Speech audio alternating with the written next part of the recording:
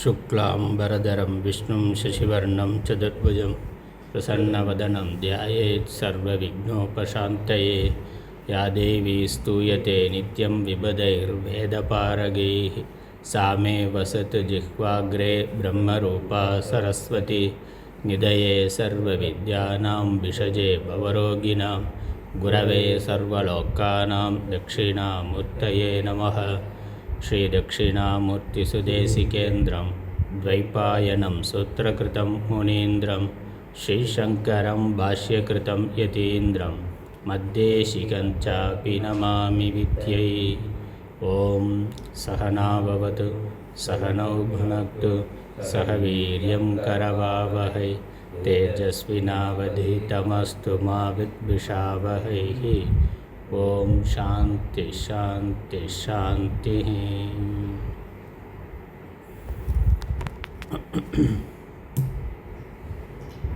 ஞான வாசிஷ்டம் இறைவணக்கம். ஓம் யதசர்வாணி பூதானி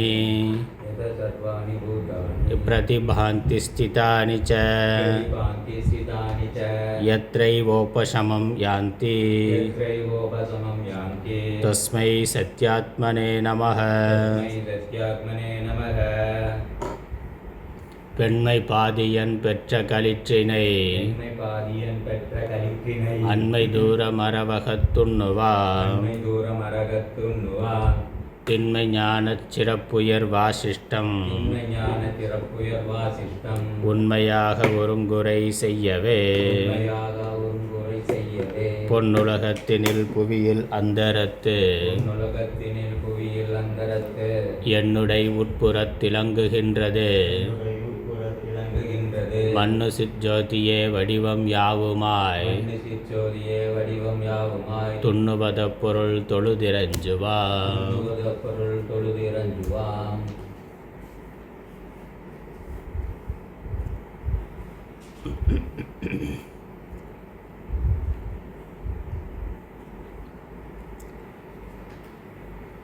ஞான வாசிஷ்டம் நிர்வாண பிரகரணம். இதில் மூன்றாவது கதை வெல்வ பழக்கதை நிறைவு செய்திருக்கின்றோம். அடுத்து நான்காவதான கதை சிலை கதை, ஷிலா கதா அல்லது சிலை கதை. வெல்வ பழக்கதையில் இந்த பிரபஞ்சம் உலகம் அனைத்தும் பிரம்மத்துள் இருக்கின்றது, பிரம்மத்துள் அடங்கி இருக்கின்றது என்று சொல்லப்பட்டது. பிரம்மம் ஒரு பழமாக, வில்வ பழமாக உருவகப்படுத்தப்பட்டு அதற்குள் இந்த பிரபஞ்சமானது இருக்கின்றது. இந்த கதையினுடைய தாத்பரியம் உலகம் அனைத்திற்கும் மூலம் ஒன்றுதான். ஒரே மூலம், ஒரே விதை அதிலிருந்து வந்தது. அந்த மூலமாக இருப்பது பிரம்மம், சச்சிதானந்த பிரம்மம். முக்கியமாக சித் ஸ்வரூபம், சித் என்பது பிரதானமாக சொல்லப்பட்டது. ஒரு பழத்தினுடைய சாரம் என்று இருப்பது போல இந்த பிரம்மம் சித்து அதுதான் சாரமாக இருக்கின்றது. அதனால் வெள்வப்பழத்தினுடைய சாரம் போல சித்தானது இருக்கின்றது. அதனுள் இந்த உலகமானது இருக்கின்றது. அதனால் உலகம் அனைத்திற்கும் ஒரே மூலம் என்பதும் காரணத்திற்கு வேறாக காரியம் இல்லை என்பதும், ஒரு விதை, ஒரு பழம் இருக்கின்றது என்றால் அதிலிருந்து தோன்றுகின்ற விருட்சம் அந்த விதைக்கு வேறாக இல்லை. அந்த மூலத்திற்கு, அந்த பழத்திற்கு, காரணத்திற்கு வேறாக இல்லை. அந்த விதைக்குள்ளே என்ன இருக்கோ, அந்த பழத்துக்குள்ளே என்ன இருக்கோ அதுதான் விருட்சமாக வெளிப்படுகின்றது. அல்லது எது விருட்சமாக வெளிப்பட்டிருக்கின்றதோ அது விதைக்குள், பழத்துக்குள் அதிசூக்ஷ்மமானதாக இருக்கின்றது. நம்முடைய சிருஷ்டியை பற்றி சொல்லுகின்ற பொழுது நம்முடைய சாஸ்திரம் அவ்யக்தத்திலிருந்து வியக்த நிலைக்கு வருகின்றது. அதாவது வெளிப்படாத நிலையிலிருந்து வெளிப்பட நிலைக்கு வருகின்றது. பிறகு பிரளய காலத்தில் மீண்டும் வெளிப்படாத நிலையை அடைகின்றது. அதனால் புதிதாக தோன்றுதல்ங்கிறது இல்லை. இங்கு சிருஷ்டி என்பது தோற்றத்திற்கு வருதல் என்பது தான். கண்ணுக்கு தெரியாத அதிசூக்ஷ்மமான நிலையிலிருந்து கண்ணுக்கு தெரிகின்ற நிலைக்கு, ஸ்தூலமான நிலைக்கு வருதல், மீண்டும் சூக்ஷ்மத்தன்மையை அடைதல், அதுதான் சிருஷ்டி. லயம் என்பது. ஆனால் சத்வாதம் அசத்வாதம் சதசத்வாதம்னு இருக்குது. சத்யாதிவாதம் அசத்யாதிவாதம் சதசத்யாதிவாதம்னு. இந்த உலகம் ஒன்று தோன்றுவதற்கு முன்னாடி இருந்ததா இல்லையா? இது ஒரு பெரிய கேள்வி. வேதாந்தத்தில் பல இடங்களில் அது பெரிய விசாரம் பண்ணுறாங்க. சில மதங்கள் சத்யாதி என்று ஏற்கனவே இருக்கிறது தான் வருகின்றது. இப்போ ஒரு பழம் இருக்குது, மா விதை இருக்குது அப்படின்னா அந்த மா விதையை போட்டால் அதில் இருந்து மாமரம் தான் வரும். அப்போ என்னது, அந்த மரமானது ஏற்கனவே விதையுள் இருக்கின்றது. அப்படி இல்லாமல் வர முடியாது. ஒன்று வருகிறதுனா அதற்கான காரணம் இருக்கின்றது. அந்த காரணம் எப்படி இருக்கோ அதுதான் வரும். அதுக்கு சத்யாதி என்று பெயர். சத்தில் இருந்து வருது. அதாவது எது ஏற்கனவே எது இருக்கிறதோ அதற்கு முன்னால் இருந்தது. பானை அப்படின்னாக்கா மண், பானை அப்படின்னாக்கா மண் இருந்தது, மண்ணுக்கு பானையாகும் தன்மை இருக்குது, அதனால் அதிலிருந்து பானையை பண்ணுறோம். இப்போ களிமண்ணுனா களிமண்ணில் இருந்து தான் பானை பண்ண முடியும். கடல் மணல் இருக்குது, மணலில் பானை பண்ண முடியுமான்னு பண்ண முடியாது. அப்போ என்னது, அந்த மண்ணுக்கு பானையாகும் தன்மையானது இருக்கின்றது. வேறு மாதிரி சொன்னால் அந்த பானையானது மண்ணுக்குள் ஏற்கனவே இருக்கின்றது. அது பானை வரணுங்கிறதுக்கு என்ன அவயவங்கள் எப்படி இருக்கணுமோ அதற்கான தன்மைகள் எல்லாம் ஏற்கனவே மண்ணுக்குள் இருக்கின்றன. ஆனால் அதிசூக்ஷ்மமாக இருக்கின்றன. அதனால் நமக்கு அது தெரியவில்லை. அப்படி சூக்ஷ்மமாக இருக்கக்கூடிய அந்த சக்தி, அது வெளிப்படுதல், அந்த உருவம் வெளிப்படுதல் என்பது தான் சிருஷ்டி. திரும்ப அந்த உருவம் வெளிப்படாமல் நிலைமைக்கு போனால் அது லயம். அதனால் ஏற்கனவே எது இருக்கோ அதுதான் வர முடியும், இல்லாத ஒன்று வர முடியாது. இது ஒரு பட்சம். இன்னொரு பக்கம் ஏற்கனவே இருக்குன்னா அது ஏன் வரணும்னா, மண் பானைன்னு வந்ததுக்கப்புறம் தானே பானைன்னு சொல்கிறோம். பானை ஏற்கனவே இருக்குது அப்படின்னாக்கா இப்போ பானைங்கிற தோற்றத்துக்கு என்ன அர்த்தம்? இப்போ ஏற்கனவே அது இருக்குன்னா இல்லை, ஏற்கனவே பானை இல்லை, இப்போ பானை வந்திருக்கு. அப்போ இல்லாமல் இருந்தது தான் வந்ததே ஒழிய இருக்கிறது வராது அப்படின்னு. இருக்கிறது வர வேண்டிய அவசியம் இல்லை. ஏற்கனவே இருந்தால் வர வேண்டிய அவசியம் இல்லை. இப்போ ஒன்று தெரிகிறது வந்திருக்கிறதுனா அது ஏற்கனவே இல்லாமல் இருந்தது.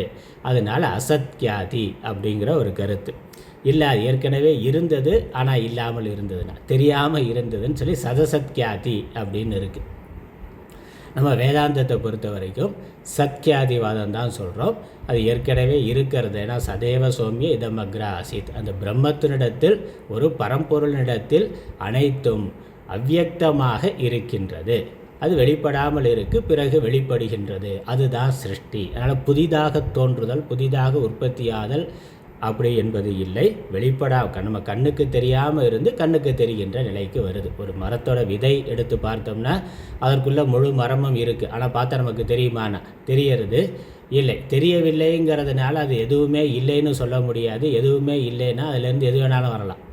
அப்படி இல்லை, அந்த மரத்தில் இருந்து, அந்த விதையில் இருந்து ஒரு குறிப்பிட்ட வகையான மரம் தான் வருது.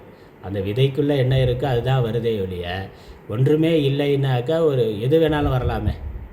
ஒன்றுமே இல்லாத இடத்துல இருந்து ஒன்று வர முடியும்னாக்கா மாங்குட்டையை போட்டாக்கா தென்னை மரம் கூட வரலாம், புளிய மரம் வரலாம். அப்படி இல்லையே. அப்போ ஏற்கனவே அது இருக்கின்றது, ஆனால் அதிசூக்ஷ்மமாக இருக்கின்றது. அதே மாதிரி இங்கே பிரம்மங்கிறது ஒரு வில்வ பழமாக உருவகப்படுத்தப்பட்டு அதற்குள்ள பிரபஞ்சமானது இருக்கின்றது.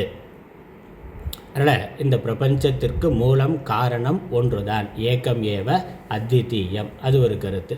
அதுக்கப்புறம் காரணத்திற்கு வேறாக காரியம் இல்லை.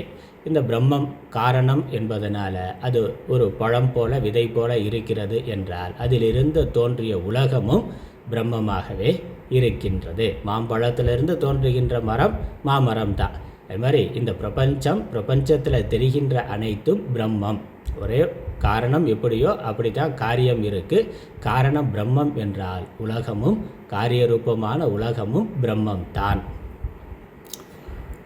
தங்கம் காரணம்னாக்கா தங்கத்திலிருந்து தோன்றுகின்ற நகைகள் அனைத்தும், காரியங்கள் அனைத்தும் தங்கம் தான். அது வேறேன்னு சொல்ல முடியாது. அதோட கூடுதலாக ஒரு வடிவம் சேர்ந்துருக்கு, அவ்வளோதான். அந்த வடிவம் வந்த உடனே அதுக்கு ஒரு நாமம், ஒரு பெயர் சொல்கிறோம். நாமரூபம் சேர்ந்திருக்கே ஒழிய நகைன்னு புதிய ஒரு பொருள் வரலை. அதே தங்கம் தான் நகைங்கிற ஒரு வடிவத்திற்கு வந்திருக்கிறது, நகைங்கிற ஒரு பெயரை பெற்றிருக்கின்றது. அதனால் ஒரு தங்கம் ஒன்று தான்.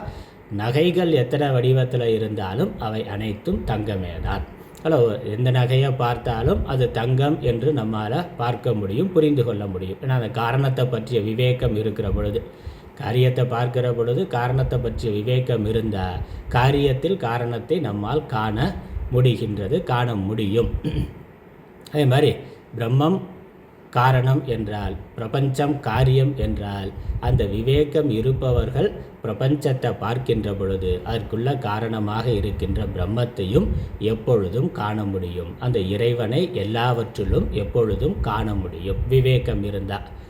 அதுதான் இங்கே சாஸ்திரம் சொல்லியிருக்கு. அந்த விவேகத்தை தான் இந்த வில்வப்பழ கதை மூலமாக சொன்னார். அதனால் ஒரு மூலம், பிரபஞ்சத்திற்கு ஒரு மூலம், அதுவே காரியமாக இருக்கின்றது. பழம் போல, வில்வப்பழம் போல பிரம்மம் ஒரே மூலமாக இருக்கின்றது.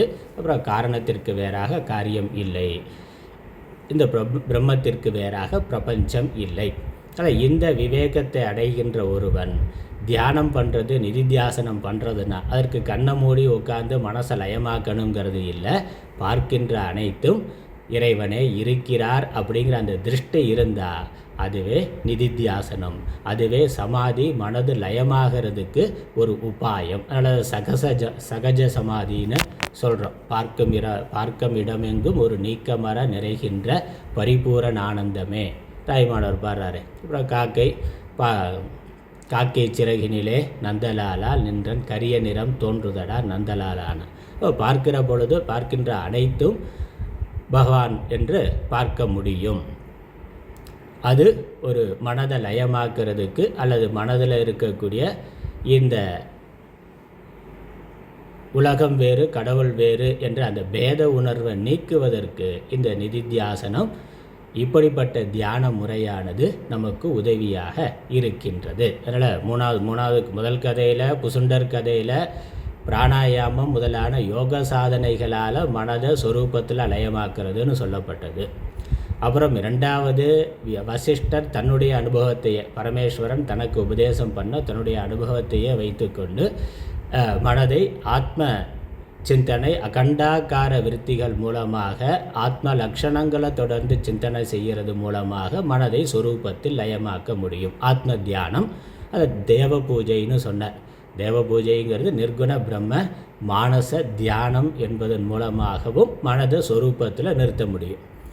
இந்த மூன்றாவது கதையில், வில்வப்பழ கதையில், ஒரு பழமானது எப்படி ஒரு விருட்சமாக இருக்கின்றதோ அதே போல் பிரம்மமாகிய பழம் பிரபஞ்சமாகிய விருட்சமாக இருக்கின்றது. அதனால் இங்கே பார்க்கின்ற அனைத்தும் பிரம்மமே என்று சிந்தனை பண்ணுறது, தியானம் பண்ணுறது, அதுவும் மனதை பிரம்மத்தில் சொரூபத்தில் லயமாக்குவதற்கு சாதனம். அதற்கு விளங்க வைப்பதற்காக அடுத்த கதை, இன்னொரு கதை, அதே மாதிரியான கதை, உருவக கதை தான். அதான் இந்த நான்காவது கதை, ஷிலா கதை. இந்த ஷிலா கதை, ஷிலாங்கிறது சிலை. ஒரு சிலையில் எப்படி பல்வேறு, சிலைங்கிறது ஒரு ஷிலா கல், ஒரு பாறை, ஒரு பெரிய கல்லில் ஒரு பெரிய பாறையில் பல உருவங்களை செய்கின்றோம். அந்த உருவங்கள் பார்க்கறதுக்கு ஒன்று வேறுபட்டதாக, சிறியதும் பெரியதுமாக அப்படி இருக்கலாம். ஆனால் அனைத்தும் ஒரே கல் தான், ஒரே கல் தான் பல உருவங்களில் இருக்கின்றது. அப்போ இந்த உருவம் என்பது தோற்ற மாத்திரம். உருவங்கிறது வெறும் தோற்ற மாத்திரம், கனவு மாதிரி. கனவுல தோன்றுகின்ற தோற்றம் எப்படி கனவு காண்பவனுக்கு வேறாக இல்லையோ அதே மாதிரி இந்த பிரபஞ்சங்கிற உருவம், பிரபஞ்சங்கிற தோற்றம் பிரம்மத்திற்கு வேறாக இல்லை. ஒரு கல்லில் செதுக்கப்பட்ட சிற்பம் போல கல்லில் தோன்றுகின்ற பலவிதமான தோற்றங்கள், அது வெறும் தோற்றம், அந்த கல்லுக்கு வேறாக இல்லை. அதனால் இந்த பிரபஞ்சங்கிற தோற்றம் இருந்தாலும் அது தோற்றம் மாத்திரம், ஒரு கனவு போல என்று தியானம் பண்ணுறது. பிரபஞ்சத்தினுடைய மித்யாத்துவத்தை புரிந்து கொள்ளுதல், ஒரே பிரம்மம் தான் பிரபஞ்சங்கிற தோற்றமாக விளங்கி கொண்டிருக்கின்றது, அல்லது இந்த பிரம்மம்,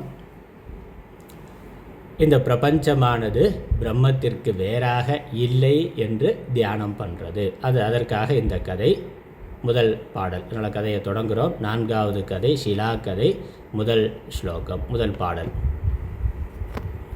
ரொம்ப சிறிய அத்தியாயம்தான், மொத்தமே 8 ஸ்லோகங்கள் தான், 8 பாட்டு தான். ஏன்னா உருவகம் மட்டும்தான், இங்கே வேறு எதுவும் இல்லை. அதனால் நேரடியாக கதைக்கு வருகிறார்.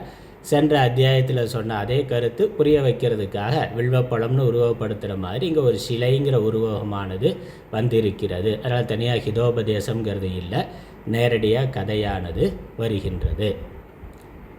6வது அத்தியாயத்தில் 4வது ஷிலாக்கதை முதல் பாடல்.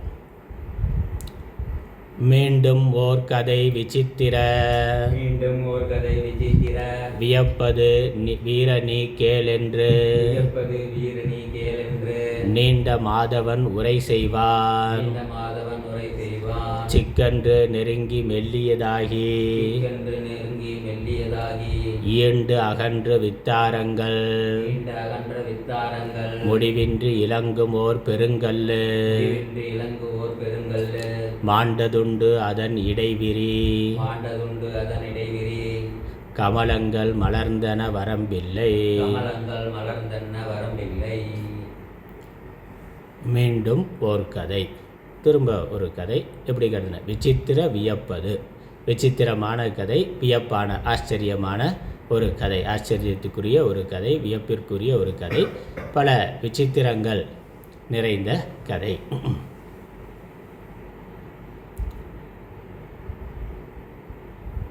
வீர நீ கேள், வீரனே ஸ்ரீராமரே நீ கேட்பா. இன்னொரு கதை சொல்லுகின்றேன், இன்னொரு இந்த மாதிரி உருவகம் ஆச்சரியமான ஒரு கதை சொல்லுகின்றேன், கேட்பாயாக கேள் என்று நீண்ட மாதவன் உரை செய்வான். மாதவன் அப்படிங்கிறது வசிஷ்டர் எங்கே குறிக்கிறது. சாதாரணமாக மகாவிஷ்ணுவுக்கு மாதவன்னு சொல்லுவோம், அதில் ராமரையும் மாதவன்கிறது குறிக்கும். இங்கே மாதவன்கிறது பெரும் தவத்தை செய்தவர்ங்கிற அர்த்தம். அதில் மாதவன் மகாவிஷ்ணுங்கிற பொழுது மாங்கிறது மகாலட்சுமியை குறிக்கிறது, தவன்னாக்கா கணவன்கிற அர்த்தம். மகாலட்சுமியினுடைய கணவன் மாதவன் அப்படிங்கிற அந்த அர்த்தம் அங்கே.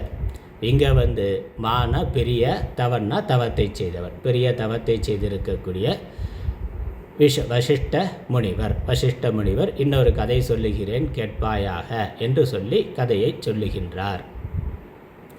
சிக்கென்று நெருங்கி மெல்லியதாகி ஈண்டு அகன்று வித்தாரங்கள் முடிவின்றி இலங்கும் ஓர் பெருங்கல்லு மாண்டது உண்டு அதன் இடை விரி கமலங்கள் மலர்ந்தன வரம்பில்லை. ஓர் பெருங்கல்லு உண்டு, ஒரு பெரிய கல்லானது இருக்கின்றது, ஒரு பெரிய பாறையானது, ஒரு பெரிய கல்லானது இருக்கின்றது. ஷிலா, ஷிலா அப்படிங்கிற வார்த்தைக்கு கல்லுன்னு அர்த்தம். நம்ம சிலைனாக்கா உருவத்தோடு இருக்கிற வடிவத்தை சொல்லுகின்றோம், ஷிலானா கல் தான். ஷிலா கல், ஷிலா விக்கிரகம்னு சொல்லணும். நம்ம அது ஆகு பெயராக அந்த சிலையினால் ஆன கல்லையே, அந்த கல்லால் ஆன சிலையையே சிலைன்னு சொல்கிறோம். அதனால் கல்லாலான உருவத்தை சிலைன்னு சொல்கிறோம், கல்லுக்கே சிலைன்னு தான் பேர். சிலானா கல், அதனால் பெருங்கல். அதனால் சிலா கதைன்னு ஆரம்பிச்சிருக்கு. தமிழில் பெருங்கல், ஒரு பெரிய கல் உண்டு, ஒரு பெருங்கல் உண்டு. எப்படி உண்டுனா மாண்டது, மாண்டதுங்கிறது இங்கே இந்த இடத்துல மாண்பு உடையதுங்கிற அர்த்தம். மாண்புடையது அப்படி பெரிய சிறப்புகள் உடையது, பெரிய உயர்வை உடையது, ஒப்பற்ற சிறந்த பண்புகளை கொண்டது. அதில் மாண்டதுனாக்க இறந்தது அப்படிங்கிற ஒரு அர்த்தம். தமிழில் மாண்டு போனவர்னா இறந்ததுன்னு, இந்த இடத்துல மாண்பு உடையதுங்கிற அர்த்தம். மாண்புனா சிறப்பு உயர்வு. மாண்பு மிகுன்னு போடுறான்ல, இந்த ஒரு மாண்பும் இல்லை, அந்த மாண்பு மிகுன்னு போட்டு இருக்க அரசியல்வாதிக்கு. அதனால் அந்த இது உயர்ந்த பண்புகள். மாண்புனாக்க உயர்ந்த பண்பு, மாண்டது உண்டுனாக்க உயர்ந்த மாண்பு உடையது. இது ஒரு பெருங்கல் இருக்கின்றது. பிரம்மமானது, பிரம்மங்கிறதா பெருங்கல்ல உருவப்படுத்திய சொல்கிறாரு. இங்கே உருவகம் மட்டும் இருக்குது, ஒரு பெரிய கல் இருக்குது. அதன் இடை விரி கமலங்கள் மலர்ந்தன வரம்பில்லை. அதனிடத்தில், அந்த பெரிய கல்லிடத்தில் எண்ணற்ற கமலங்கள் மலர்ந்திருக்கின்றன. தாமரைகள், தாமரை பூக்கள் அந்த கல்லில் செதுக்கப்பட்டிருக்கின்றன. அதனால் எண்ணற்ற கமலங்கள் இருக்கின்றன. அதனிடைனா அதனிடத்தில் விரிந்திருக்கின்ற பெரிய கமலங்கள், தாமரை மலர்கள் மலர்ந்ததாக இருக்கின்றன. எவ்வளவு இருக்குன்னா வரம்பில்லைனா அது எல்லை இல்லாமல் இருக்கின்றது. ஆனால் இந்த உலகங்கள், கிரகங்கள் இருக்கே, அது கமலங்கள் என்று உருவகப்படுத்தப்பட்டிருக்கு. அதனால் பிரம்மங்கிறது ஒரு பெரிய கல் அப்படின்னா, இதில் இருக்க இந்த பிரபஞ்சத்தில் இருக்கக்கூடிய அநேக லோகங்கள் அவைகள் கமலங்களாக தாமரைகளாக உருவகப்படுத்தப்பட்டு மலர்ந்திருக்கின்றன. அதனால் எவ்வளவு கிரகங்கள் இருக்குது அப்படின்னு சொன்னால் அதற்கு ஒன்றும் வரம்பு இல்லை. இவ்வளவு நம்மளால் கணக்கிட முடியாது, எல்லையற்றதாக இருக்கின்றது. சரி, அந்த கல்லோட சிறப்பு என்ன, அது எப்படிப்பட்டதுன்னா சிக்கென்று, அது ரொம்ப சிக்கென்று நெருங்கினா ரொம்ப நெருக்கமானதாக. இந்த கல் பாறை அப்படிங்கிறதே அதனுடைய அணுக்கள் மிக நெருக்கமாக இருக்கிறதுனால தான் அவ்வளோ கடினமானதாக இருக்குது. உலகத்தில் எல்லாமே அணுக்களால் ஆனது. ஆனால் அந்த அணுக்களுக்குள்ளே இருக்கக்கூடிய இடைவெளி ரொம்ப இருந்தாக்க அது இலகியதானதாக இருக்கும், நெருக்கமில்லாததாக இருக்கும். ஆனால் பாறை இந்த மாதிரி கடினமான பொருள்களில் அதனுடைய அணுக்கள் மிக நெருக்கமாக இருக்கிறதுனால தான் அது ரொம்ப கடினமானதாக இருக்கின்றது. அதனால் சிக்கென்று நெருங்கினா ரொம்ப கடினமானதாக அது நெருங்கி இருக்கின்றது. அதுக்கப்புறம் மெல்லியதாகினாக்க அது மிக மிருதுவானதாகவும் இருக்கின்றது. அந்த ஒரு வழவழப்பு தன்மைங்கிறது இருக்கே, அது மாதிரி மெல்லியதாகி இருக்கின்றது.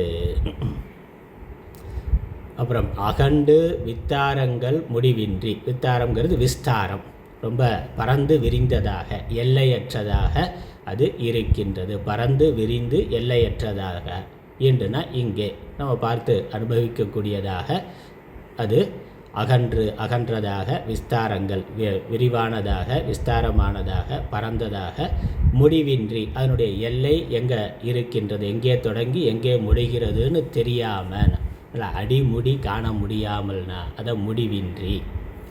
இலங்கும் இருக்கின்ற ஓர் பெருங்கல் மாண்டது பெருங்கல் உண்டு. மாண்புடைய ஒரு பெரிய கல்லானது இருக்கின்றது. அதனிடத்தில் எண்ணற்ற கமலங்கள் தாமரை மலர்கள் மலர்ந்து இருக்கின்றன. அடுத்த பாடல், 2வது பாடல். இலைகள் தம்மில் தாம் கோத்தன நெருங்கின எதிர் சில தெரியாத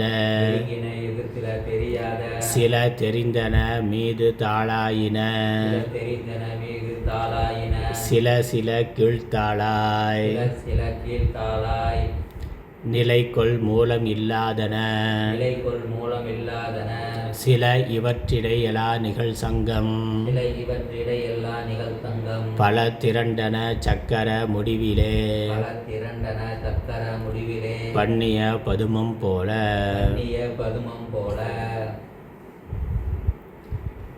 இலைகள் தம்மில் தாம் கோத்தன நெருங்கின. அந்த தாமரை மலர் இருக்குது, அதனுடைய கீழே சுற்றி இலைகள் இருக்குமே, அந்த இலைகள் ஒன்றுக்கொன்று நெருக்கமுடையதாக ஒன்றைக்கொன்று பின்னிக்கொண்டு இருக்கின்றன. ரொம்ப நெருக்கமானதாக இருக்குது. அதனால் சில இலைகள் வெளியே தெரிவதாக இருக்குது, சில தெரியாதனவாக இருக்கின்றன. அதனால் சில தெரிந்தன, எதிர் சில தெரியாதன. அதனால் ஒரு பெரிய தடாகம் இருந்தால், தாமரை தடாகம் இருந்தாக்க நிறைய அந்த கொடியானது நல்லா படர்ந்து விரிந்து நல்லா வளர்ந்து இருக்கிற பொழுது முழுக்க அந்த நீர்ப்பரப்பே தெரியாமல் முழுக்க மறைத்திருக்கின்றது இலைகளால். அதற்கு நடுவில் அங்கங்கே புஷ்பங்கள் தாமரை மலர்கள் இருக்கின்றன. இப்போ அந்த இலைகள் ஒன்றுக்கு மேலே ஒன்றாக இருக்கும். சில இலைகள் தெரியும், அடியில் இருக்க இலைகள் தெரியாததாக இருக்கும். சில கீழ்த்தாளாய், சில கீழ் இருப்பதாகவும் சில மேல் இருப்பதாகவும் நிலை கொண்டதாக இருக்கின்றன. மூலம் இல்லாதன, சிலதுக்கு வேறு எங்கே இருக்குன்னே தெரியவில்லை. அதனால் அது கொடி படர்ந்து அப்புறம் அது பல கொடிகளாக இருக்கும். ஆனால் சிலவற்றுக்கு மூலம் தெரியும், சிலதுக்கு மூலம் எங்கே இருக்குன்னே தெரியாது. சில இவற்று இடை எல்லா நிகழ் சங்கம். இவற்றுக்குள்ள இப்படிப்பட்ட அந்த பெரிய தடாகத்தில் இந்த தாமரை மலர்கள் தாமரை இலைகள் மட்டுமில்ல, பல சங்குகள் முதலானவைகளும் இருக்கின்றன. சங்கு சக்கரம் இவைகளும் இருக்கின்றன. சமீபத்தில் எல்லாம் விளங்கும் சங்குகள், சின்ன சின்ன உயிரினங்கள் வாழுகின்ற அந்த கூடுகள் பல திரண்டன, அனைத்தும் நிறைய மிகுந்து இருக்கின்றன. சக்கர முடிவிலே பண்ணிய பதுமம் போல், அளவில்லாத சக்கரங்கள் தாமரைகள் அமைந்தது போல அமைந்துள்ளனவாம். அதனால் சக்கரங்கள் நிறைய இருக்கிற மாதிரி அந்த தாமரை பூக்கள் இருக்கின்றன. அல்லது சக்கரம்னே தனியாகவே சக்கரம் போன்ற அமைப்புகள் இருக்கின்றன. அதில் சங்குகள் இருக்கின்றன, சக்கரம் இருக்கின்றன. ஆனால் இந்த பிரபஞ்சம் பின்னாடி அந்த உருவகத்தை அவரே விரித்து சொல்ல போகிறார். இது எப்படின்னு, ஆனால் இங்கே பிரம்மம் சிலை என்றால் அதில் பல தாமரை மலர்கள் போல எண்ணற்ற உலகங்கள் இருக்கின்றன.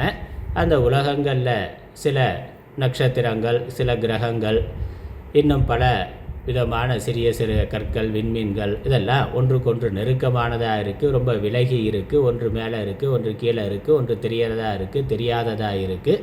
இந்த பிரபஞ்சத்தோட அமைப்பே அப்படித்தான் இருக்குது. அதனால் ஒரு பெரிய குளத்தில் தாமரை கொடிகள் சூழ்ந்திருப்பது போல இந்த பிரபஞ்சமானது மேலும் கீழுமாக உள்ளும் புறம்புமாக கோர்க்கப்பட்டதாக இருக்கின்றது.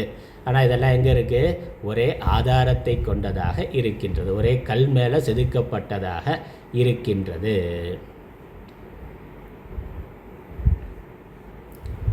அடுத்த பாடல். அதனால் இங்கே உருவகம் மட்டும்தான் சொல்லிட்டு போகிறார். அதுக்கப்புறம் கதையினுடைய முடிவில் இதற்கு விளக்கமும் வருகின்றது, உவமேயமும் காட்டப்படுது. என்றபோது சால கிராம பெயர்,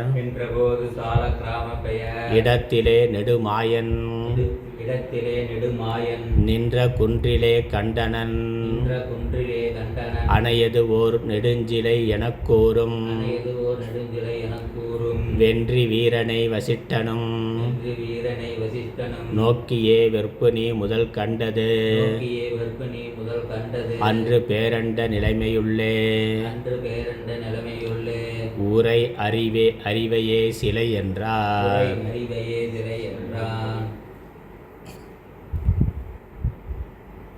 என்றபோது இவ்வாறு வசிஷ்டர் சொல்லிய பொழுது, அதனால் எங்கள் உருவகத்தை மட்டும் ஒரு கதையாக, ஒரு சிலை, ஒரு பெரிய பாறை இருக்குது. அந்த பாறையில் பல தாமரை மலர்கள் செதுக்கப்பட்டு இருக்கின்றன, மலர்ந்து இருக்கின்றன. அதை சுற்றி பல இலைகள் இருக்கின்றன.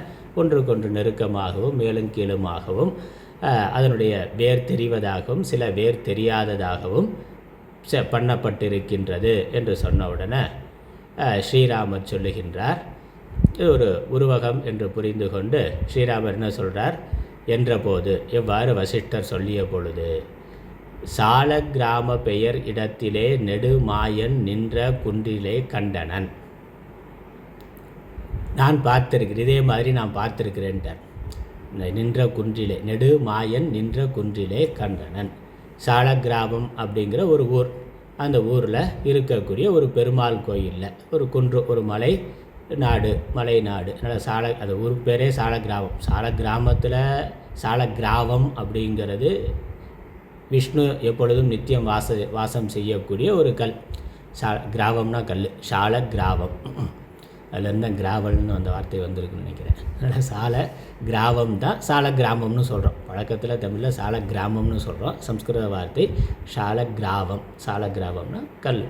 அந்த மகாவிஷ்ணு நித்தியம் வாசம் செய்கின்ற ஒரு இயற்கையாகவே இருக்கின்ற ஒரு கல். இயற்கையாக இருக்கிறதுனா ஒரு பூச்சியினுடைய கூடு அப்படிங்கிறதா அறிவியலில் சொல்லுகிறார்கள். பகவானுடைய சிருஷ்டியில் அப்படி இருக்குது. அதிலே சங்கு சக்கரம் இந்த மாதிரியான அமைப்புகள் இருக்கிறதா இருக்குது. அப்படி ஒரு ஊருக்கு பேரே சால கிராமங்கிற பெயர் இடத்திலே. அப்படி ஒரு ஊர், ஒரு குன்று இருக்குது, அங்கே பெருமாள் இருக்கிறார். அது ஒரு வேளை சால கிராமம் நிறைந்த ஊராக இருக்கலாம். அதனால் அப்படி பேர் சாலி கிராமம்னு இருக்குது. இங்கே சென்னையில் ஒரு ஊர் இருக்குது. அதனால் பெருமாள் கோயில் இருக்கக்கூடிய ஒரு ஊர். அந்த ஊருக்கு பேரே சால கிராமம்னு.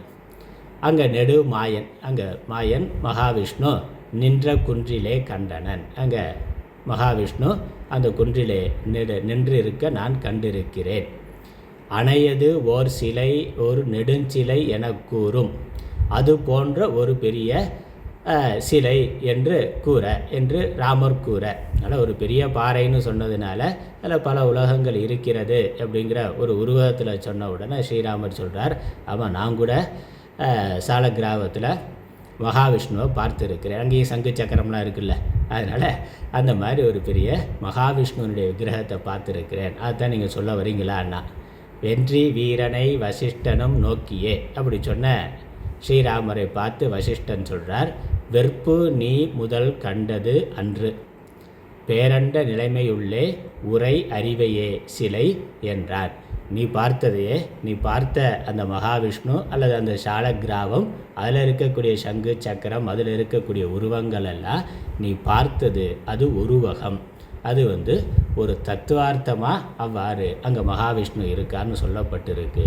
உண்மையிலேயே இந்த பேரண்டமே பெரும் பாறை தான். பேரண்டமே பெரிய சால கிராமம் தான். அதற்குள்ளே சங்கு சக்கரம் மாதிரி இந்த மகாவிஷ்ணு எல்லா உருவங்களும் இருக்கின்றன. அதனால் இந்த பேரண்டம் பிரபஞ்சம் ஒரு பெரிய சாலக்கிராமம், பெரிய கல் அப்படின்னா அதில் பலவிதமான விக்கிரகங்கள், பலவிதமான விக்கிரகங்களைப் போல பிரபஞ்சமானது இருக்கின்றது. அதனால் அதையே அன்று. அதனால் நீ வெற்பு நீ முதல் கண்டது அன்று. நீ முன்பு பார்த்தது ஒரு சிலை, நான் பார்த்தேன், பெருமாள் சிலை பார்த்துருக்கிறேன், நீங்கள் சொல்கிற மாதிரி அப்படின்னு சொன்னால் அது அந்த அது நான் சொல்ல வர்றது அது இல்லை. இது பேரண்ட நிலைமையுள்ளே உரை அறிவையே சிலை என்றான். இந்த பேரண்டமாகிய பிரபஞ்சத்துக்குள்ளே இருக்கின்ற சைத்தன்யத்தையே நான் சிலை என்று சொன்னேன். அதனால் அதுதான் விக்கிரகம்னா. அதனால் இங்கே விக்கிரகங்கிறது எப்படி முன்னாடி வில்வப்பழம்ங்கிறது சித்து தான் வில்வப்பழம்னு சொல்லப்பட்டது. சித்து ரசம், சிதேக ரசம். அந்த வில்வப்பழத்துக்குள்ளே இருக்கக்கூடிய சாறு இருக்கே, அது சித்தேக ரசம்னு சொன்னார்.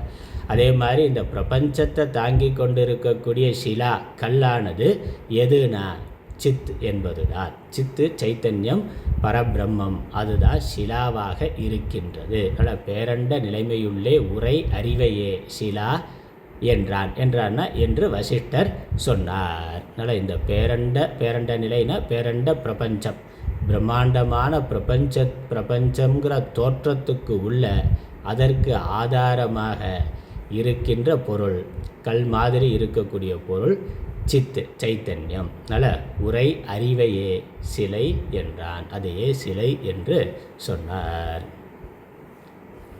அதுக்கப்புறம் இந்த உருவகத்தை அவரே விரித்து சொல்லுகின்றார். அதனால் நமக்கு பார்க்கிற பொழுது, ஒரு விக்கிரகத்தை பார்க்கிற பொழுது முதல்ல அந்த விக்கிரகங்கிற தோற்றம் தான் தெரியுது, அந்த வடிவத்தை தான் பார்க்குறோம். ஒரு மகாவிஷ்ணுன்னு பார்த்தோன்னா மகாவிஷ்ணுன்னு தான் நினைக்கிறோம், கல்லுன்னு நினைக்கிறது இல்லை. வெறும் பாறையாக எந்த உருவமும் செதுக்கப்படாமல் இருந்தால் அது பாறை கல்லுன்னு சொல்கிறோம். அதே விநாயகர், முருகன், இல்லை மகாவிஷ்ணு, அம்பாள், சிவபெருமான் அப்படின்னு இருந்தால் பார்த்த உடனே நமக்கு அது மகாவிஷ்ணு அப்படிங்கிற அந்த உருவம் தான் தெரிகிறது. அதற்கு அப்புறம் அந்த உருவத்துக்கு உள்ள என்ன இருக்குனாக்கா அதற்குள்ளே விக்கிரகம் இருக்குது, கல் இருக்குது, அல்லது பஞ்சலோகம் இருக்குது, தங்கம் இருக்கலாம், வெள்ளி இருக்கலாம், அப்படி இருக்கலாம். ஆனால் நம்ம உருவம்னு வந்த உடனே நம்மளுடைய கவனம் முதல்ல உருவத்தில் தான் இருக்குது.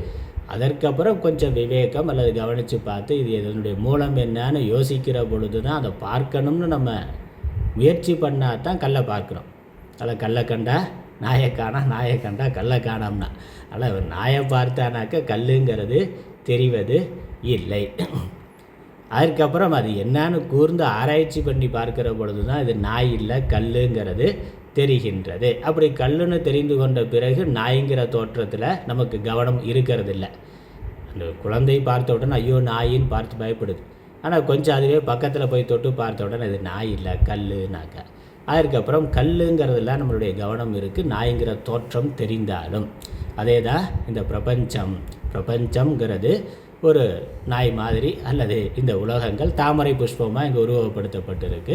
இந்த பிரபஞ்சங்கிற தோற்றம் தான் நம்ம முதல்ல பார்த்த உடனே நமக்கு தெரிகின்றது, அதில் தான் நம்மளுடைய கவனம் இருக்குது. ஆனால் பிரபஞ்சங்கிறது ஒரு செதுக்கப்பட்ட வடிவம் போல். அப்போ அதற்கு மூலமாக, ஆதாரமாக, காரணமாக என்ன இருக்கிறதுன்னு நம்ம கொஞ்சம் விசாரம் பண்ணி பார்த்தா உள்ளே நெடும் சிலை என்னது சித்து தான். இந்த சித்துங்கிறது அறிவு, சைத்தன்யம், சித்து பிரம்மம் தான் இந்த பிரபஞ்சங்கிற தோற்றத்திற்கு வடிவத்துக்குள்ளே இருக்கக்கூடிய சிலையாக, கல்லாக இருக்கின்றது. பொன்னை மறைத்தது பொன்னணி பூஷணம், பொன்னில் மறைந்தது பொன்னணி பூஷணம், தன்னை மறைத்தன கருவி கரணாதிகள், தன்னில் மறைந்தன கருவி கரணங்களே. அப்படி ஒரு பாட்டு. அப்புறம் இன்னொரு பாட்டு இருக்குது, பரத்தை மறைத்தது பார்முதல் பூதம், பரத்தில் மறைந்தன பார்முதல் பூதங்களே. மரத்தை மறைத்தது மாமத யானை, மரத்தில் மறைந்தது மாமத யானை, பரத்தை மறைத்தன பார்முதல் பூதங்கள், பரத்தில் மறைந்தன பார்முதல் பூதங்களே. திருமந்திரம், ரெண்டு பாட்டுமே திருமந்திரம் தான். அதில் நம்ம கல் நாய்ங்கிறது சாதாரணமாக உலகத்தில் ஒரு பழமொழி மாதிரி வச்சுருக்குறோம். ஒரு சொலவடையாக இருக்குது, கல்லை கண்டா நாயை காணா, நாயை கண்டா கல்லை காணாங்கிறதும் அதுவும் தத்துவார்த்தம் தான். இங்கே பாட்டில் திருமூலர் பாட்டில் என்னது, மரத்தை மறைத்தது மாமத யானை. ஒரு மரத்தில் ஒரு பெரிய யானை செய்து வைத்திருக்கிறார். இப்போ பார்த்த உடனே அதை தோற்றத்தை பார்த்த உடனே ஒரு யானை அப்படிங்கிற அந்த இது அப்போ மரத்தை மறைச்சிருது. அங்கே மரம்ங்கிற பார்க்குறவனுக்கு மரம்ங்கிற இது தெரியலை, மூலப்பொருள் தெரியலை, யானை மட்டும்தான் தெரிந்தது. அதற்கப்புறம் பக்கத்தில் போய் பார்த்தாக்கா இது யானை இல்லை, மரம் தானே. அதனால் மரத்தில் மறைந்தது மாமத யானை. அந்த மரம்ங்கிறது தெரிகிற பொழுது யானை இல்லை, மரம் தான், மரத்துக்குள்ளே அந்த யானையானது மறைந்து விடுகிறது. அதே மாதிரி பரத்தை மறைத்தன பார்முதல் பூதங்கள். இந்த உலகங்கிற தோற்றத்தை நம்ம அதை மட்டும் பார்க்கிற பொழுது இதற்கு மூலமாக காரணமாக ஆதாரமாக இருக்கின்ற பரம்பொருள் தெரிவது இல்லை. அப்புறம் கொஞ்சம் இந்த மாதிரி தத்துவ சாஸ்திரங்கள், உபனிஷத்து, பகவத்கீதையெல்லாம் படித்து ஆராய்ந்து பார்க்கிற பொழுது இந்த பிரபஞ்சத்திற்கு மூலமாக இருக்கிறது பரம்பொருள் பிரம்மம் என்று தெரிந்து கொள்ளுகின்ற பொழுது பிரம்மம் தான் தெரிகிறது. அந்த பரத்தில் மறைந்தன பார்முதல் பூதங்களே. அதனால் இந்த பிரம்மத்திற்கு வேறாக பிரபஞ்சம் இல்லை. உண்மையிலே பிரம்மம் தான் இருக்குது, பிரபஞ்சம் இல்லைன்னா. பிரம்மம் தான் இருக்குது, பிரபஞ்சம் வெறும் தோற்ற மாத்திரமாக இருக்கின்றது. அல்லது பிரம்மமே பிரபஞ்சமாக தோன்றிக் கொண்டிருக்கிறதுங்கிற அந்த ஞானம், அந்த புரிதலானது வருகின்றது. அதே தான் இங்கே உருவகம். கல்லில் தாமரை முதலான உருவங்கள் இருக்குது. வெறுமனே பார்த்த உடனே தாமரை முதலான உருவங்கள் மட்டும் தெரியுது. கொஞ்சம் ஆராய்ந்து பார்த்தா உள்ளே இருக்கக்கூடிய கல் தெரிகின்றது. அதே மாதிரி இந்த பிரபஞ்சங்கிற தோற்றம் ஆராய்ந்து பார்க்கிற பொழுது இதற்குள்ள பிரம்மங்கிற கல்லானது இருக்கின்றது. அதனால் பேரண்ட நிலைமை உள்ளே உரை அறிவையே சிலை என்றேன். இந்த பேரண்டம்ங்கிற தோற்றத்துக்குள்ள அதற்கு ஆதாரமாக, மூலமாக, காரணமாக இருக்கின்ற அந்த அறிவையே, சித்தேகரசத்தையே ஷிலா என்று சொன்னேன், சிலை என்று சொன்னேன். ஏன் சிலைன்னு சொன்னேன்னா அதற்கான விளக்கம் அடுத்த பாட்டில் வருது. 5வது பாடல். செவ்விதாங்களில் செல்விதாங்களில் வனசமம்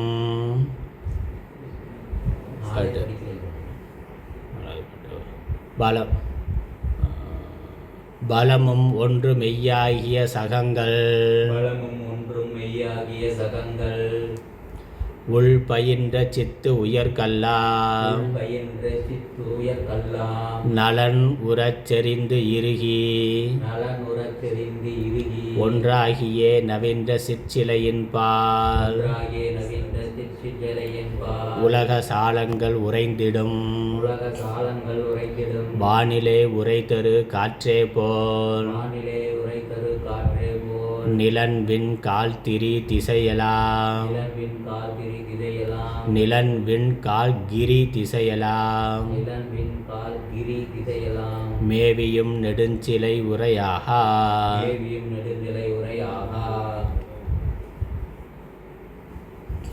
பலமும் ஏகமும் மெய் ஆகிய ஜகங்கள் உள் பயின்ற சித்து உயர்கல்லாம்.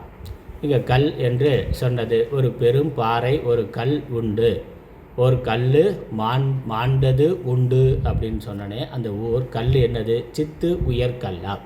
சித்து சைத்தன்யம் பிரம்மம், அதுதான் பெரிய மாண்புடைய கல்லாகும். கல்லுன்னு நான் சொன்னது சித்தத்தான் சொன்னேன். அது எப்படி இருக்குது? பலம் பொருந்தி பலமானதாக, அப்புறம் உறுதியானதாக, அப்புறம் ஏக்கமும் ஒன்றே ஆனதாக, மெய்யாகிய சத்தியமாக உண்மை பொருளாக இருப்பதாக. இல்லை, சத்து ஏக்கம் சித்து கணம்னு சொல்கிறோமே, சித்தேக்க ரசம்னு சித்து கணம் அப்படின்னு சொல்ல. பலம்ங்கிறது உறுதி, அதனுடைய உறுதித்தன்மை, மாறாத தன்மை. இப்போ கல்லுங்கிறது அதனுடைய தன்மையிலிருந்து எந்த விதத்திலையும் மாறுவதில்லை. சாதாரணமாக விகாரம் அடையாத தன்மை உடையது கல். அந்த கல்லில் நம்ம வடிவத்தை செய்கிறதுனால கல்லோட அடிப்படை குணம் மாறிவிடுகிறதான்னு அது மாறுறது இல்லை. அது மேலே வடிவத்தை தான் நம்ம செதுக்குகின்றோம். அந்த மாதிரி அதனால் அதனுடைய விகாரம் இல்லாத ஒரு உறுதியான தன்மை உடையது, ஒன்றாய் இருப்பது, அப்புறம் சத்தியமாய் இருப்பது. இது எங்கே இருக்குது? சகங்கள் உள் பயின்ற இந்த உலகங்கிற தோற்றத்துக்குள்ள இந்த சித்தாகிய உயர்கல்லானது பலம் பொருந்தியதாகவும் ஒன்றாகவும் மெய்யாகவும் இருக்கின்றது. அதான் பல சகங்கள் உள்பயின்ற சித்து பலமும் ஒன்று மெய்யாகிய உயர்கல்லாம் அப்படி எடுத்துக்கொள்ளணும். இந்த உலகங்கிற தோற்றத்துக்குள்ள, உலகங்கிற ஒரு நாமரூப வடிவத்துக்குள்ள, விக்கிரகத்துக்குள்ள பலமும் ஒன்றாகவும் மெய்யாகவும் உடைய உயர்கல்லாக சித்தானது இருக்கின்றது. அதுக்கப்புறம் நலன் உறச் செறிந்து, நலன்னா நன்மை, பலவிதமான ஒப்பற்ற மேன்மை உடையதாக, செறிந்து இன்னும் மிக நெருங்கியதாக, அடர்த்தி உடையதாக, இடைவெளி இல்லாமல், செறிந்து இறுகி அப்படின்னாக்க அதற்கு அந்நியமாக இன்னொன்று இல்லாமல் இறுக்கமானதாக, இடைவெளி இல்லாததாக, ஒன்றாகிய நவீன்ற சிற்சிலையால், ஒன்றாகவே இருக்கின்ற சித்தாகிய சிலையின் பால், சித்தாகிய பாறையின் பால், சித்தாகிய கல்லின் மேல் உலக ஜாலங்கள் உறைந்திடும், உலகமாகிய தோற்றங்கள் இருக்கின்றன. அதனால் உலகங்கிறது சித்துங்கிற பாறை மேலே, கல் மேலே இருக்கின்றது. இன்னொரு உதாரணம் சொல்கிறார், வானிலே உரை தரு காற்றே போல. இந்த வானத்தில், ஆகாசத்தில் பரவி இருக்கின்ற காற்றை போல. நிலன், நிலன்கிறது நிலம், பூமி, பிருத்திவி, விண் ஆகாசம், கால்னா காற்று, கிரினா மலை, திசைனா எல்லா திசைகளும், எல்லாம் மேவியும் நெடுஞ்சிலை உரை ஆகா. உரைங்கிறது இந்த இடத்துல துளை என்ற அர்த்தம், துவாரம். இதெல்லாம் செதுக்கப்பட்டிருந்தாலும் அதனால் அதனிடத்தில் எவ்விதமான விகாரமும் வரவில்லை, எவ்விதமான துளை ஓட்ட விழுந்துருச்சு அப்படிங்கிறதெல்லாம் இல்லை. அதனுடைய தன்மை, அடிப்படை தன்மையிலிருந்து அது குறைவு அடையவில்லை. ஆகாசத்தில் இருக்கக்கூடிய காற்று, காற்று எப்படி இருந்தாலும் அதனால் ஆகாசத்துக்கு ஏதாவது மாறுபாடு வந்திருக்கான்னா எந்த மாறுபாடும் இல்லை. காற்று எங்கே எப்படி போயிட்டு வந்து கொண்டு இருந்தாலும், அது பெரும் புயலாக இருந்தாலும் அடிப்படையான அந்த ஆகாசம், அதில் எவ்விதமான விகாரமும் இல்லை, எவ்விதமான மாறுபாடும் இல்லை. அதில் இடைவெளி என்பது வந்து விடுவது இல்லை. ஆகாசமே இடைவெளி தான், ஆகாசங்கிறது ஒரு இடைவெளி தான். இடைவெளிக்குள்ளே இடைவெளி வருமானா? இடைவெளியில் இடைவெளி வராது. அப்போ எத்தனை பொருள்கள் வந்தாலும் அது இடைவெளி இல்லாமல் தான் இருக்கின்றது. அதே மாதிரி இந்த பிரம்மத்தினிடத்தில் உலகங்கிற தோற்றம், உலகங்கிற தோற்றத்திற்கு ஒரு சாம்பிளாக பூமி, ஆகாசம், காற்று, மலை, திசைகள், இதெல்லாம் இந்த தோற்றங்கள் எல்லாம் வந்தாலும் இந்த பிரம்மத்தினிடத்தில் ஒரு துவாரம், ஒரு துளையானது, ஒரு விகாரமானது, ஒரு தேய்தலானது அல்லது ஒரு இடைவெளியானது ஏற்படவில்லை. அப்போ அது எப்பொழுதுமே உரச்செறிந்து இறுகி ஒன்றாகியே இருக்கின்றது. நல்ல உறுதியுடையதாக, மாறுபடாததாக, தன் நிலையிலிருந்து நழுவாததாக, ஏக்கமாக ஒன்றானதாகவே எப்பொழுதும் இருக்கின்றது. எந்த நிலைமையிலும் அது பலவாக ஆவது இல்லை, அதனுடைய தன்மையிலிருந்து நழுவுவதில்லை, மாறுவது இல்லை. எவ்வளவு தோற்றங்கள் வந்தாலும் அது அப்படியே இருக்கின்றது. அடுத்த பாடல். செவ்விதாங்களில் வனசமும் சங்கமும் திகிரியும் எனும் கீற்று வவ்வுகின்றதோர் சுழுத்தியாம் அவத்தையாய் மறுவரும் அதுபோல தவ்வில் சித்தின் உலகங்கள் முழுவதும் தங்குமால் வேறன்றி எவ்விடத்தில் யாது எப்படி இருந்த அவ்விடத்தின் அப்படி என்ப. செவ்விதாம் கல்லில், செவ்விதாங்களில்னாக செவ்விதாம் கலில், கலில்ங்கிறது கல்லில், கல்லில்ங்கிறது இல்ல லோப்பமாக இருக்குது. கலில், செவ்விதாம் கல்லில், செம்மையான இந்த கல்லில், சிறந்ததாகிய உப்பு உயர்வற்ற அந்த பரம்பொருளாகிய பரபிரம்மமாகிய அல்லது சித்தாகிய கல்லில். வனஜமும், வனஜமும்னா தாமரை, தாமரையும் சங்கும் சக்கரமும், சங்குங்கிற மற்ற நீர்வாழ் உயிரினங்கள், அது வாழுகின்ற கூடு முதலானவைகள். திகிரியும், திகிரிங்கிறது சக்கரம், சக்கரம் எனும் கீற்று. சக்கரம்னாக்கா அது சக்கரம் போல் ஒரு வட்ட அமைப்பில் இருக்கக்கூடிய கேலக்சின்னு எடுத்துக்கொள்ளலாம். ஆனால் இந்த பிரபஞ்சத்தில் கேலக்ஸி அப்படின்னு பல கோள்கள் சேர்ந்து அல்லது ஒரு சூரியனை மையமாக வைத்துக்கொண்டு ஒரு அமைப்பு கேலக்சின்னு சொல்கிறோமே. இப்போ கேலக்சிங்கிறது ஒரு வட்டமான அல்லது நீள்வட்டமான ஒரு சுழற்சி, தனக்கு தானே ஈர்ப்பு கொண்டு சுழற்சி உடையதாக இருக்கக்கூடிய ஒரு அமைப்பு. அந்த மாதிரி பிரபஞ்சத்தில் அநேகம் இருக்குது. அதுதான் இங்கே சக்கரம்ங்கிற ஒரு வார்த்தையில் சொல்லப்படுது. அதனால் சக்கரம்ங்கிறது சக்கரம் போன்ற ஒரு சுழற்சியான வட்ட அமைப்பில் இருக்கக்கூடியது. இது மாதிரி சங்கு மாதிரியான விண்மீன்கள், நட்சத்திரங்கள் இவைகள் இருக்கின்றன. அப்புறம் கிரகங்கள் இருக்குது. அது தாமரை புஷ்பம் போல் உருவகப்படுத்தப்பட்டிருக்கு. அதனால் வனஜம், சங்கம், தீரி எனும் கீற்றுனா, கீற்றுங்கிறது வெறும் தோற்றம், ஒரு கீறல், அவ்வளோதான். கீற்றுனாலே ஒரு கீறல் தானே, ஒரு சின்ன ஒரு துண்டு, ஒரு பகுதியோ ஒரு கீறலை சொல்கிறோம். ஒரு பெரிய பாறையில் ஒரு சின்ன கீற்று, ஒரு கீறலாக தான் அந்த வடிவங்கள் வருகின்றன. பாறையில் கீறலை ஏற்படுத்தி தான் பலவிதமான தோற்றங்களை கொண்டு வரும். அந்த பாறையில் ஒரு புஷ்பத்தை, ஒரு தாமரை பூ போன்ற அல்லது ஒரு சக்கரம் போன்ற ஒரு வடிவத்தை ஏற்படுத்துகிறான்னா அது ஒரு சின்ன, அதனுடைய ஒரு பகுதியில், ஒரு பிரம்மாண்டமான ஒரு பெரிய பாறையில் அதனுடைய ஒரு சிறு பகுதியில் சில கீறல்களை ஏற்படுத்தி ஒரு தோற்றத்தை கொண்டு வருகின்றோம். அந்த மாதிரி இந்த பிரம்மங்கிற சித்தாகிய பெரும் பாறையில் இந்த பிரபஞ்சம்ங்கிறது ஒரு கீற்று போல, ஒரு கீறல் போல இருக்கின்றது. அது எப்படி வவ்வுகின்றதோர் சுழுத்தியாம் அவஸ்தையாய் மறுவுறும். இது சுழுத்தி அவஸ்தையை போல அப்படின்னா அது வாஸ்தவமாக இல்லை, கனவு மாதிரி அதன் மேலே ஒரு தோற்றமாக இருக்கின்றது. கனவு உலகம்னா, கனவு உலகம் என்னது? வெறும் தோற்றம் தான், அது சத்தியம் இல்லை. கனவு உலகம் சத்தியம் இல்லை, அது ஒரு தோற்றம் தான். கனவு காண்பவன் தான் சத்தியமாக இருக்கிறான். அதே மாதிரி இந்த கல், சிலா, பாறை அது சத்தியமாக இருக்குது. அதனிடத்தில் இந்த கனவு தோற்றங்கள் போல இந்த உலகங்கள் இருக்கின்றன. அதனால் சுளுத்தியாம் அவஸ்தையாய் மறுவுறும்னா, சுளுத்தி போன்ற அவஸ்தையாய் இவைகள் இருக்கின்றன. சுளுத்தி அவஸ்தை, அதில் அதிசூக்ஷ்மமாக இருக்கின்ற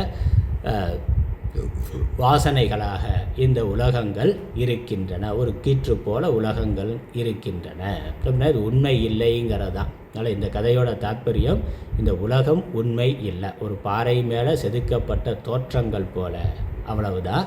அந்த பாறைக்கு வேறாக அவைகள் எப்பொழுதும் இல்லை. அதனால் சுளுத்தியாம் அவஸ்தையாய் மறுவுறும். அதுக்கப்புறம் அதுபோல் இந்த திருஷ்டாந்தம் மாதிரி, இதில் திருஷ்டாந்தம் தான், இந்த அஷ்டாந்தத்தை நம்ம அப்பப்போ சேர்த்து சொல்லிட்டு வந்திருக்கிறோம். ஆனால் இங்கே இது வரைக்கும் திருஷ்டாந்தம் தான் சொல்லப்பட்டிருக்கு. தவ்வில், அது மாதிரி தவ்வில் சித்தினுள், தவ்வில்னாக்கா தவ்வுதல் இல்லாத, கெடுதல் இல்லாத, அறிவினுள்ளே எந்த விதமான மாறுபாடுதல் இல்லாத, அழிதல் இல்லாத, எப்பொழுதும் சித்தாக இருக்கின்ற, நித்தியமாக சத்தியமாக சித்தாக இருக்கின்ற இந்த பரம்பொருளினிடத்தில் உலகங்கள் முழுவதும், எல்லா உலகங்களும் தங்கும், இருக்கும். எல்லா உலகங்களும் இந்த சித்தாகிய கல் மேலே செதுக்கப்பட்டதாக தோன்றுவதாக இருக்கின்றன. வேறன்றி எவ்விடத்தில், அந்நியம் இல்லாமல், அதற்கு அந்நியமாக இல்லாமல். பாறை மேலே தோன்றுகின்ற தோற்றங்கள், கல் மேலே வடிக்கின்ற தோற்றங்கள் எப்படி அதற்கு அந்நியமாக இல்லாமல் அதுவாகவே இருக்கின்றனவோ அப்படி எவ்விடத்தில் யாது எப்படி எவ்வாறு இருந்தது, எங்கு எது இருக்கின்றதோ அங்கு அது அவ்வாறு இருக்கின்றது என்று கூறுவர். அப்போ எந்த இடத்துல எது வரணுமோ அந்த இடத்துல அது அப்படி இருக்கின்றது. அதனால் அதில் ஒரு ஒழுங்கு இருக்குது. ஒரு கல்லில், ஒரு பாறையில் ஒரு விக்கிரகத்தை பண்ணுற பொழுது கண் எங்கே இருக்கணும், காது எங்கே இருக்கணும், மூக்கு, அவயவங்கள் எந்தெந்த அவயவம் எங்கெங்கே இருக்கணுமோ அந்தந்த இடத்துல அது தோற்றுவிக்கப்படுகின்றது. அதே மாதிரி இந்த பிரபஞ்சத்தில் எந்தெந்த பொருட்கள் எந்தெந்த இடத்துல இருக்கணுமோ அந்தந்த இடத்துல அவைகள் அவ்வாறே இருக்கின்றன. ஆனால் தோற்ற மாத்திரமாக இருக்கின்றன, ஆதாரமான பிரம்மத்திற்கு வேறாக இல்லாமல் இருக்கின்றன. அதனால் எவ்விடத்தில் எது எவ்வாறு இருக்கின்றதோ அவ்விடத்தில் அது அப்படி தான். எந்தெந்த இடத்துல எது எப்படி இருக்கணும் யாருக்கு தெரியும்? சிற்பிக்கு தெரியும். சிலையை பண்ணுகின்ற சிற்பி வந்து எதை எந்தெந்த இடத்துல எப்படி வைக்கணுமோ, எங்கே வச்சா அது அழகாக இருக்குமோ, நேர்த்தியாக இருக்குமோ, எந்த இடத்துல இருந்தால் அது பொருத்தமாக இருக்கோ அந்த இடத்துல அது எப்படி அதை செதுக்குகிறானோ, அதே மாதிரி பரமேஸ்வரன் இந்த பிரம்மமாகிய தன்னிடத்தில் உலகங்கிற தோற்றத்தை அதிலையும் எது எந்தெந்த இடத்துல இருக்கணுமோ அந்தந்த இடத்துல இருக்கிற மாதிரி இதை சிருஷ்டித்திருக்கிறார். அதனால் எந்த கிரகத்தில் கடல் இருக்கணும்னா, எந்த கிரகத்தில் தண்ணீர் இருக்கணும், எந்த கிரகத்தில் உயிரினங்கள் இருக்கணும், அப்புறம் எந்த கிரகம் சொர்க்கமாக இருக்கணும், எந்த கிரகம் நரகமாக இருக்கணும், அதெல்லாம் அவர் எந்தெந்த கிரகம் எந்தெந்த இடத்துல இருக்கணும், அது எப்படி இருக்கணும் அப்படிங்கிறதெல்லாம் அது பரமேஸ்வரனுடைய கல்பனையில் அது இருக்கின்றது. அதனால் எது எங்கெங்கே இருக்கணுமோ அது அங்கங்கே அப்படி இருக்கின்றது. அதனால் இது சரியாக இல்லை அப்படின்னு சொல்கிறதற்கு ஒன்றும் இல்லை. அது சரியாக எது எந்தெந்த இடத்துல இருக்கணும்னு இருக்கோ அது அந்தந்த இடத்துல இருக்கின்றது. அடுத்த பாடல். நானாவாம் பணதிகள் உள் நன்னுகினும்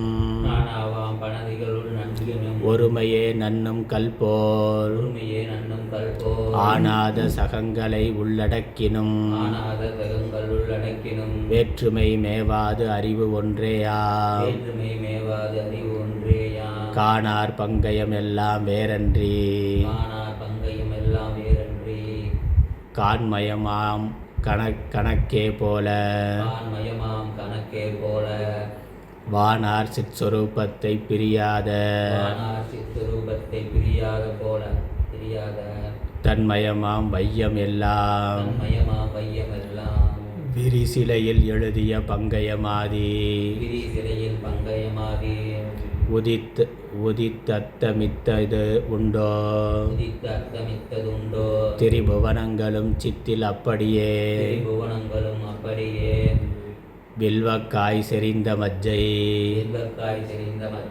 பரிசினில் முன் உரைத்தது போல் முடிவில்லா விகாரத்தால் பரந்த அண்டம் துரிசிலா அறிவினிடை துண்ணுமால் வேறென்று சொல்லவண்ணா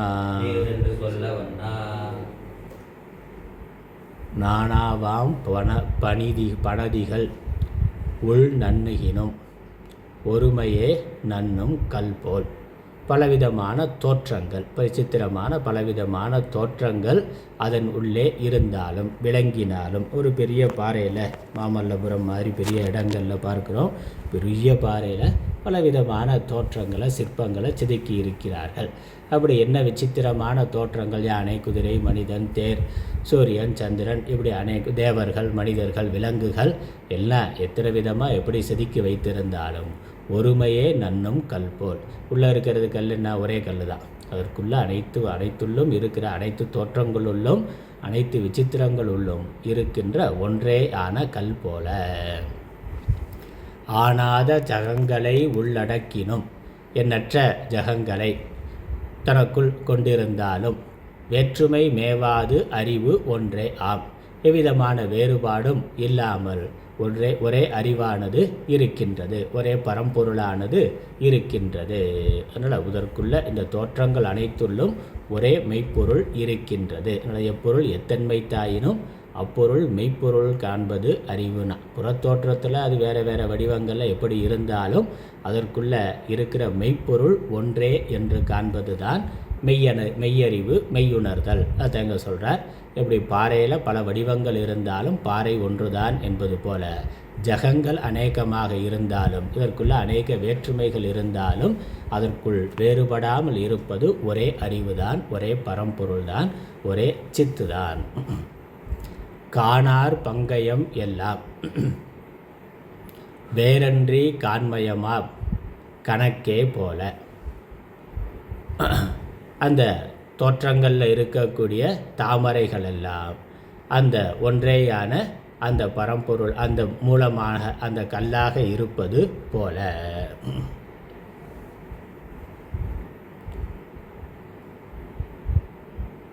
காண்கிறது கல்லு தான், பாசானம். அந்த பல வடிவங்களில் தோன்றுகின்ற தாமரை முதலான யாவும் அந்த கல்மயமாகவே இருப்பது போல.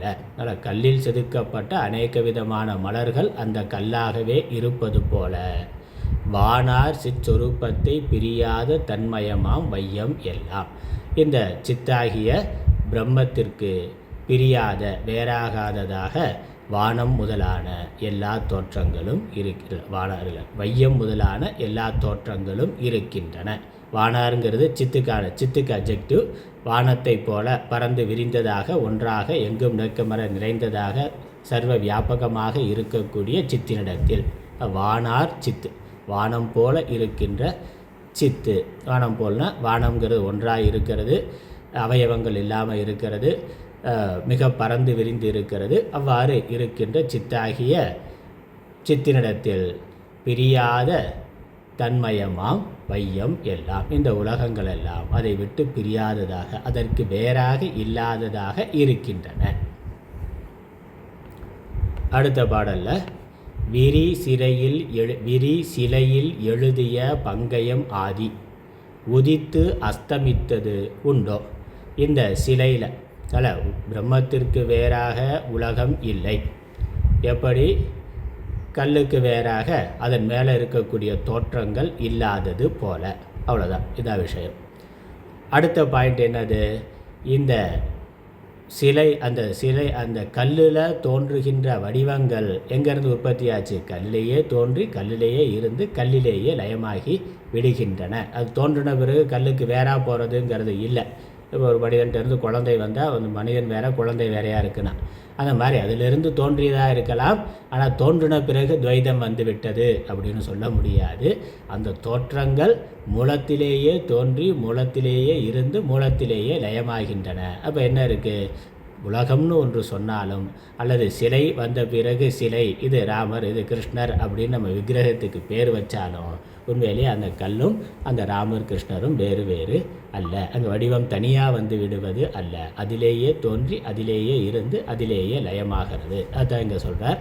விரி சிலையில் எழுதிய பங்கயம் ஆதி, நல்ல பரந்த அந்த கல்லில் செதுக்கப்பட்ட தாமரை முதலானவைகள் போல உதித்து அஸ்தமித்தது உண்டோனா. அந்த தாமரை அங்கேருந்தே பிறந்து அங்கேயே லயமாகி விட்டதுன்னு சொல்ல முடியுமான்னு. தாமரைங்கிற தோற்றம் வந்தது இருந்ததே ஒழிய தாமரைன்னு ஒரு பொருளானது வரவில்லை. திரிபுவனங்களும் சித்தில் அப்படியே வில்வக்காய் செறிந்த மஜ்ஜை பரிசினில் முன் உரைத்தது போல. முன்னாடி சொன்ன வில்வக்காய் உதாரணம் போல், வில்வப்பழம் உதாரணம் போல் அந்த மஜ்ஜை, ஒரே மஜ்ஜை தான் அநேகமாக தோன்றுகின்றது. அதே மாதிரி ஒரே கல் தான் தாமரை முதலான தோற்றங்களாக விளங்கியதே ஒழிய தாமரைன்னு ஒன்று தோன்றி இருந்து அழிந்ததுன்னு சொல்வதற்கு இல்லை. கல் தான் இருந்தது, கல் தான் இருக்கிறது. தாமரை தோன்றுவதற்கு முன்னாடியும் கல் தான் இருந்தது, தாமரை இருக்கிற பொழுதும் கல் தான் இருக்குது, தாமரை அழிந்த பிறகும் கல் தான் இருக்குன்னா என்ன அர்த்தம்? கல் தான் இருக்குது, தாமரை இல்லை, அவ்வளோதான்.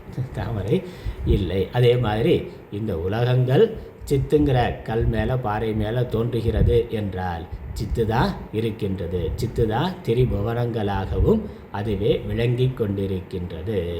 திரிபுவனங்களும் சித்தில் அப்படியே. அதில் உதாரணத்தை நல்லா புரிந்து கொள்ளணும். பங்கயம் ஆதி உதித்து அஸ்தமித்தது உண்டோ, தோன்றி மறைந்தது, தாமரை வந்தது போனதுன்னு சொல்ல முடியாது. அது உதிக்கவும் இல்லை, அழியவும் இல்லை. ஏன்னா அது ஒரு வஸ்துவாகவே இல்லை. அதான் முக்கியம். அங்கே தான் அத்வைத சித்தாந்தம்ங்கிறது இவங்க தான் நம்ம சரியாக பார்க்கணும். ஏன்னா துவைத்திகளும் கடவுளிலிருந்து கடவுள் உலகத்தை படைத்தார் அப்படின்னு சொன்னாலும் அந்த படைத்த பிறகு உலகம் தனியாக இருக்குது, கடவுள் தனியாக இருக்குது அப்படிங்கிறது துவைத்த சித்தாந்தம். அங்கே அத்வைத சித்தாந்தம் என்னது? உலகங்கிறது ஒன்று வரவே இல்லை, வாஸ்தவமாக தோன்றவே இல்லைங்கிறது அத்வைத சித்தாந்தம். இப்போ உலகங்கிறது வெறும் தோற்றம் மாத்திரமே ஒழிய உலகத்துக்குன்னு ஒரு சொந்தமான இருப்புத்தன்மை இல்லை.